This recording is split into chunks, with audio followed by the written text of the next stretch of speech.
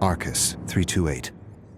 There is a curiosity at the core of every thinking person, a need for knowledge from uncharted and unknowable territories. But what is discovered in those blank spaces of the abyss, of the cosmos, are things far too immense to understand.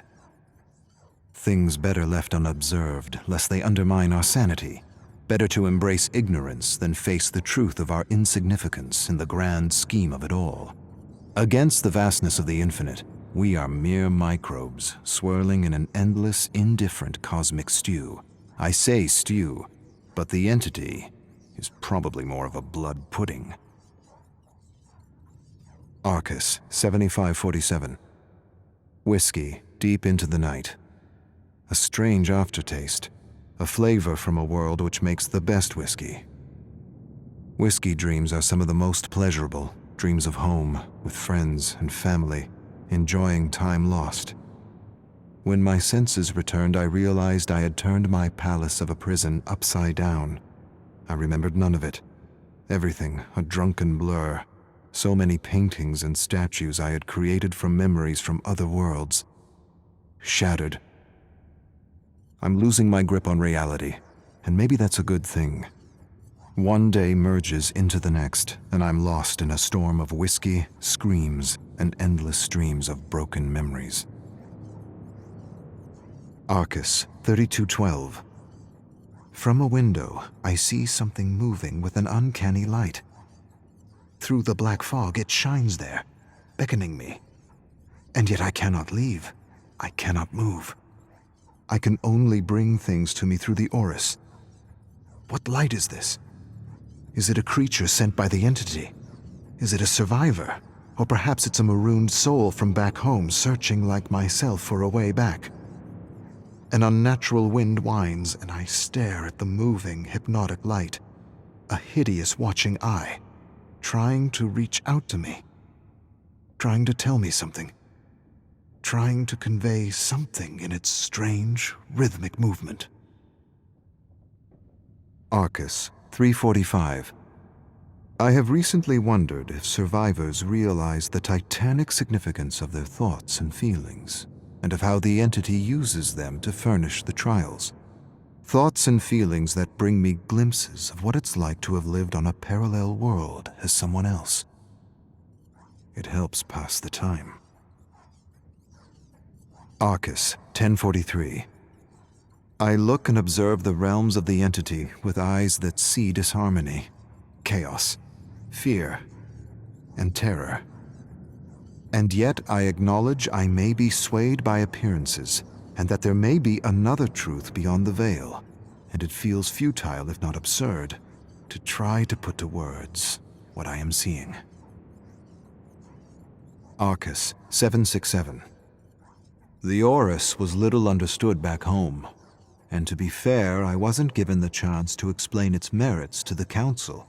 Had they taken the time to understand, they would have realized that though I had no verifiable explanation for how the Orus works, I had theories.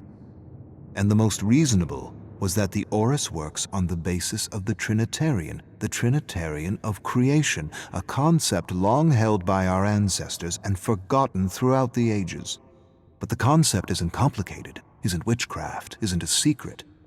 It simply suggests that it takes two things to create a third, a father and mother to create a child, an idea and passion to create something new, something real, something lasting and meaningful, a thought and feeling. Therein lies the best theory of the Orus and how it is able to create with auric particles. The failing of other pioneers back home is they believed thought alone was enough, when in reality it is only half the equation. The other half is emotion, for it is feeling and passion that fuels the fires of creation. The Orus amplifies and manifests and forges something new using the mold of thought and the fires of passion. Or, I've been here too long, and I'm grasping at theories to pass the time. Arcus 293. Things could have been worse. I could have been banished in a dimension without auric fog, containing the memory imprints of countless victims. Memories that keep me entertained and busy with my coin and spirit collections. And the music. The variations from parallel worlds. It helps pass the time.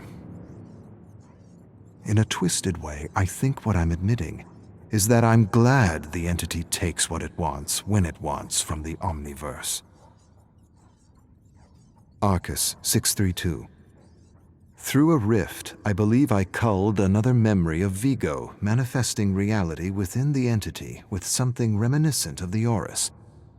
How he came to understand the machinations of the fog is both puzzling and inspiring. It suggests to me that perhaps this place enhances one's connections to our infinite selves throughout the Omniverse. Arcus 9873. King has this way of doing things that are quite amusing.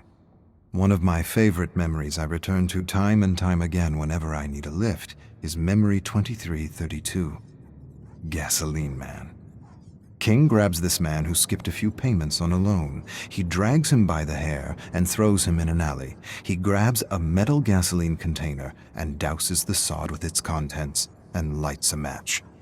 He stares at him through the flickering flame as the man screams in terror. He watches him beg for his life.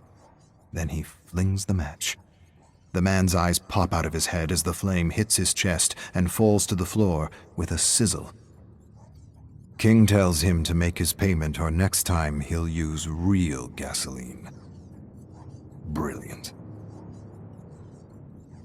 Arcus 9082. Max has quite an arm.